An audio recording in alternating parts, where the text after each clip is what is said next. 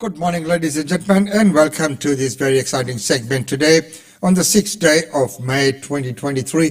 And hey, it's wonderful to have your company on this beautiful day right here in Brisbane. Sunny is the outlook for the rest of the day, and 19 degrees at this point in time, headed up to max of 23 later in the day. As things heat up, but it's just a beautiful day. There's just a slight breeze out here, Howard Street Wharves and the Story Bridge, and looking out towards the valley, all looking very beautiful this Saturday. And of course today there's so many things happening in Brisbane. We've got Eid celebrations, we've got the Balaram Cultural who's doing that multi-faith event at Springfield. So, there's a lot that's happening. Well, right now, let's get on with the news. First of all, let's see how is the coronation preparation turning up. The coronation of King Charles III takes place on Saturday, the 6th of May, almost 9 months after he ascended the throne following the death of his mother, Queen Elizabeth. Coronations take time to plan. According to the palace, the ceremony will reflect the monarch's role today and will look towards the future while being rooted in long-standing traditions and pageantry. It's an event that's been mapped out in secret for 2 decades under the code name Operation Golden Orb. The palace is planning a memorable spectacle. The coronation is the moment a new monarch is formally crowned, but the service is about far more than the placement of the crown on the monarch's head. It's a religious ceremony steeped in symbolism. It's been broadcast on television only once before, when King Charles' mother was crowned in 1953. That coronation was a pivotal moment for the fledgling medium of television. A live audience of 20 million Britons crowded around newly purchased TV sets. And to make sure American and Canadian audiences could watch that ceremony on the same day, US networks booked space on RAF planes. Technicians processed the film in mid-air.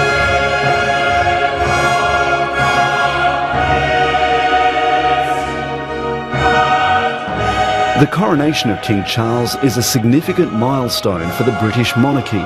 It's the first to take place in the era of social media and digital communications, drawing the attention of many millions around the world. The coronation ceremony will be an Anglican service, formalising the monarch's role as the head of the Church of England and defender of the faith. That's why it's held at the Church of England's most sacred place, Westminster Abbey. King Charles is the 40th monarch to be crowned at the Abbey. It's a tradition dating back almost 1,000 years to William the Conqueror in 1066. Unlike royal weddings, this event is classified as a state occasion. It's paid for by the British government. Estimates from the planning committee put the price tag at £100 million. Given the cost of living crisis in Britain, there's been debate about the expense of the event and demands for a cut-price coronation. It will be a smaller and less lavish service than those of the past. It'll also be much shorter, just 1 hour compared to Queen Elizabeth's 3-hour ceremony and Queen Victoria's 5 hours. While the ceremony may be pared back, the jewellery will not. Royal regalia will be on full display, a showcase of jewels and artefacts collected through centuries of British rule around the world. The centrepiece will be the crown.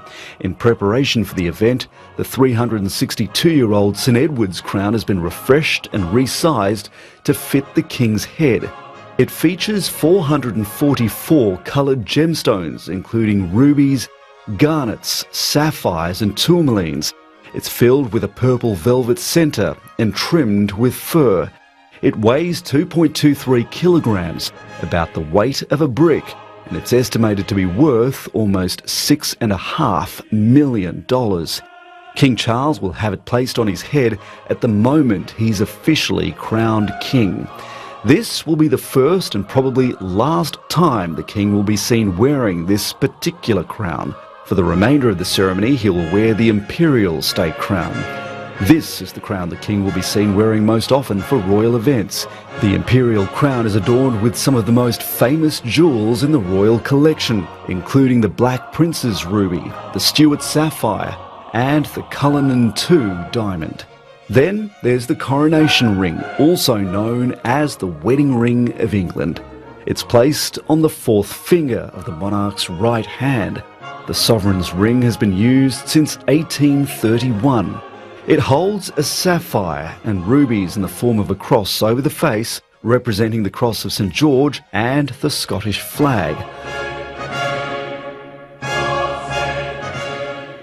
Their Majesties will travel from Buckingham Palace in the King's procession to Westminster Abbey in the Diamond Jubilee State Coach. The Australian-built carriage has been referred to as a living time capsule, made of wood from notable ships, castles and cathedrals of historical importance to the British. The procession will travel from the Mall to Admiralty Arch, past the south side of Trafalgar Square, down Whitehall and along Parliament Street to the west entrance of Westminster Abbey. Those invited to the ceremony will travel to the Abbey by car, taking their seats long before the procession arrives.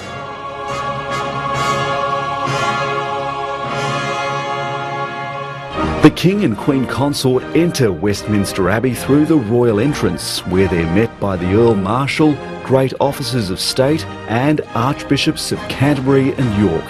The royal regalia, the crown, orb, sceptres, ring and sword are escorted into the Abbey by appointed peers and they're laid on the altar. The service itself will begin at 11 o'clock. It has 6 distinct parts that have barely changed in the past 1,000 years. First is the recognition, in which people acclaim their new sovereign. King Charles is led in procession through the west door of the Abbey, through the nave and choir, and to the chair of estate near the altar. He's wearing the coronation robes, the crimson surcoat and the robe of state. He'll break with tradition by doing without the customary breeches and silk stockings, instead wearing his military uniform, denoting his rank of Admiral of the Fleets. Members of the royal family will watch from the royal gallery as the king is presented to those gathered in the Abbey by the Archbishop of Canterbury. The congregation declares "God Save the King" as trumpets sound. The oath then follows. The monarch pledges to serve the people. The sovereign swears to uphold the law and the Church of England. The next stage is the anointing, the most sacred moment in the ceremony. To symbolise the stripping of earthly vanity, the monarch is divested of all symbols of status, including the robe of state. He dons the Colobium Sindonis, an austere white garment without detail or lace, to symbolise standing bare before God. He then sits in the coronation chair, a wooden armchair commissioned in 1296 by King Edward. It's been used in the coronation of every British monarch since. Using the coronation spoon, the oldest surviving item in the crown jewels, the Archbishop anoints the king's hands, chest and head with holy oil. The king has requested his coronation oil be vegan, replacing the traditional civet and ambergris, which are derived from animals. Instead, it'll be made of olive oil, grown, pressed and consecrated in Jerusalem. The oil is kept in a solid gold flask called an ampulla, shaped like an eagle. After this is the investiture. The king will be presented with the symbols of sovereignty. These include the supertunica, a flowing coat of gold silk, the stole royal, a long, narrow scarf-like garment embroidered with gold and silver threads, and finally the imperial mantle on top. The king is then passed the regalia, the royal orb representing religious and moral authority, the sceptre with cross representing temporal power as head of state. It's topped with the first Star of Africa, the largest colourless cut diamond in the world. He'll also be handed the sceptre with dove, a rod of gold topped with a white enamelled dove, a symbol of justice and mercy, representing the sovereign's spiritual role. To complete the ensemble, the king is then given a pair of golden spurs and armills, a type of bracelet. Then the crowning. This is the moment the Archbishop places the St Edward's crown onto the head of the King. The Abbey will echo with cries of "God save the King." This is a signal for trumpets to sound from Westminster. Bells toll across the United Kingdom, and a 62-gun salute is fired from the Tower of London. The 62 guns represent 21 guns fired to mark a royal occasion, 20 guns for the Tower as a royal palace, and 21 guns for the City of London. Now the final steps, the enthronement and homage. The King will leave the coronation chair and ascend the stairs to the throne, carrying the sword of state. The Archbishop of Canterbury and the Prince of Wales will take turns kneeling before the monarch. They'll swear an oath of allegiance, touch the crown and kiss the King's right hand. After the King is crowned, the Queen Consort has her own coronation ceremony. This is a little simpler. She isn't required to swear an oath, but she is anointed, blessed and crowned by the Archbishop of Canterbury. After the coronation, the consort part of her title will be dropped and she'll just be called Queen Camilla. She'll be wearing the Queen Mary's crown. It's made of silver, gold and embellished with 2,200 diamonds. This crown once housed the controversial Koh-i-Noor diamond from India, seized by the British during the colonial occupation. For Camilla, the Queen Mary crown has been reset with 3 of the South African mined Cullinan diamonds, which have a British imperial backstory of their own. Nevertheless, these jewels are being included as a tribute to Queen Elizabeth, who wore them as brooches. Buckingham Palace says this is the first time in recent history that an existing crown will be used for the coronation of a consort in the interests of sustainability and efficiency. She's also given 2 sceptres, the Rod of Ivory and the Sceptre of Gold. And after she's crowned, she bows to the King, then takes her seat beside him. At the end of the ceremony, the King descends from his throne and proceeds in state out of the Abbey wearing the imperial crown and the imperial robe known as the Robe of Estate. It's made of purple velvet, a colour that's been used to signify imperial power dating back to the Roman emperors. Their Majesties will then return to Buckingham Palace in a larger ceremonial procession known as the Coronation Procession. They'll ride the gold state coach, a 260-year-old carriage made of wood and covered in gold leaf. It weighs 4 tons and needs 8 horses to pull. This procession, longer and more elaborate than the one to the Abbey, will include a large military escort and other members of the royal family. Once this parade of pomp and ceremony reaches Buckingham Palace, it's become a 20th century custom for the royal family to sit for official portraits. King Charles will then make his debut appearance as king on the balcony of the palace to greet the crowds on the Mall below, a grand celebration of the new Carolean age.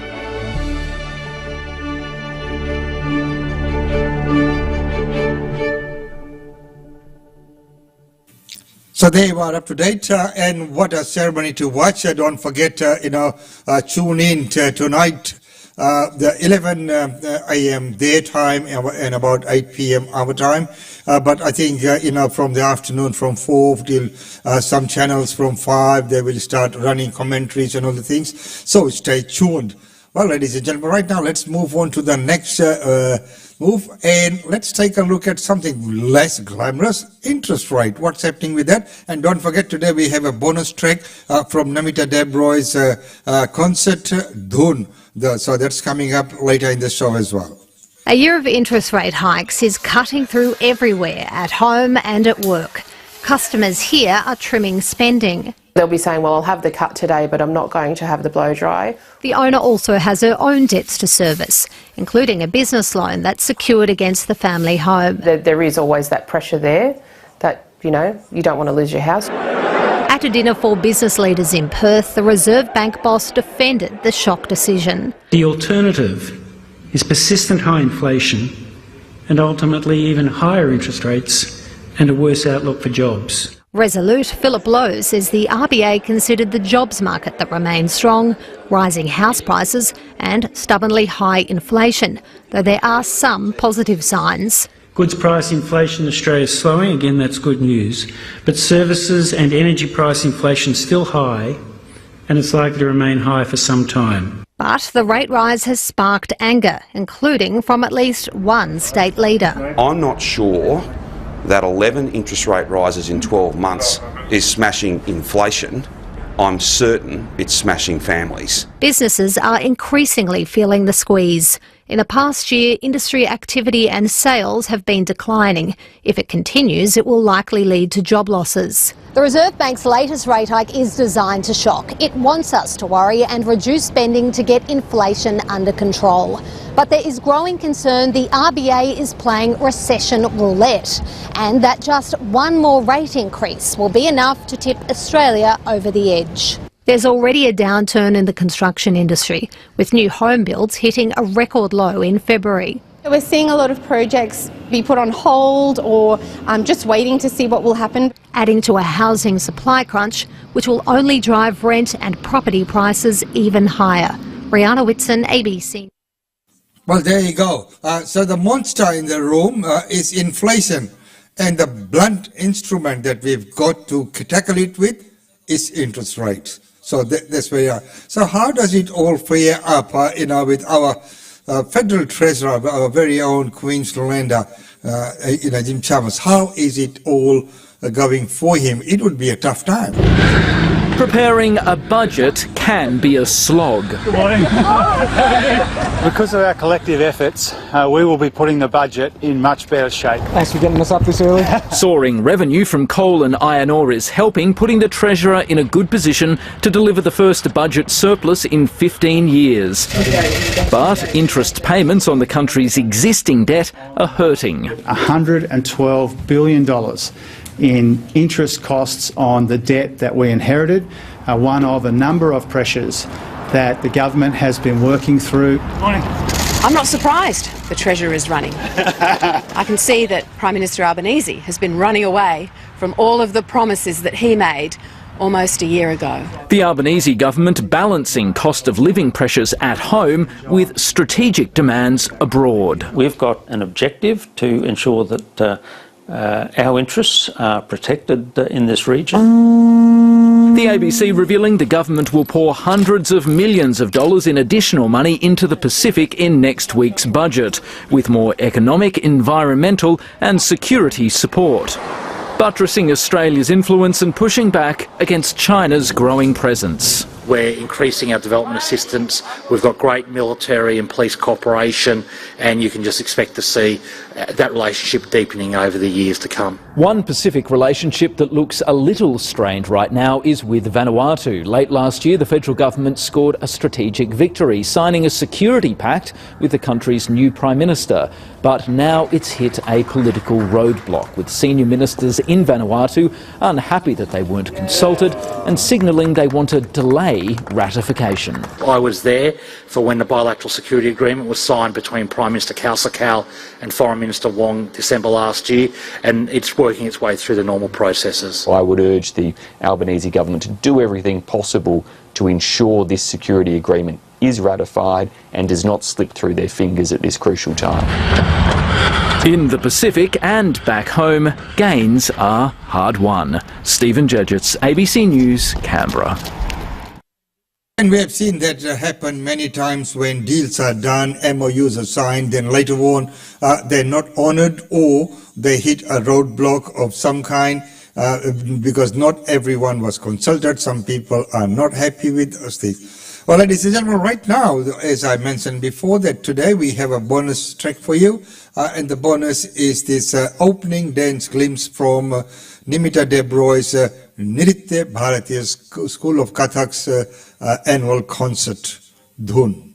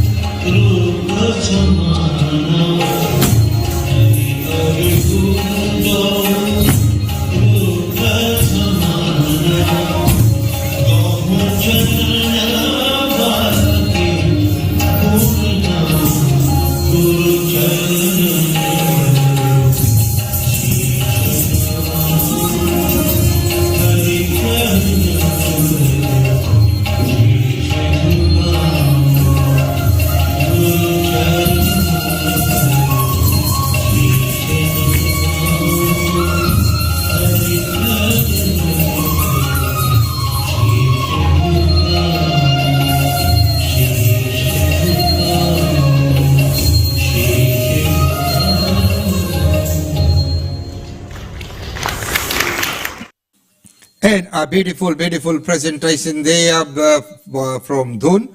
And, it was just such a wonderful concert. We will try and bring you more scenes from there. But right now it's time to look at our functions and events.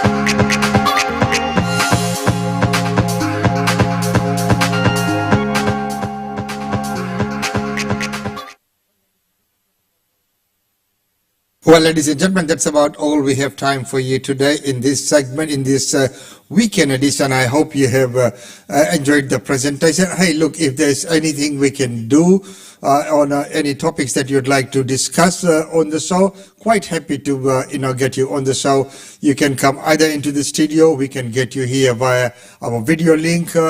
But if there is something happening in the community, is there some issues, anything that you really want to talk about, we'd like to hear from you. So with that, have enjoy the rest of the weekend. We know this is a super busy weekend, so many things happening. We'll bring you all the report back on Monday. Until then, it's goodbye from us.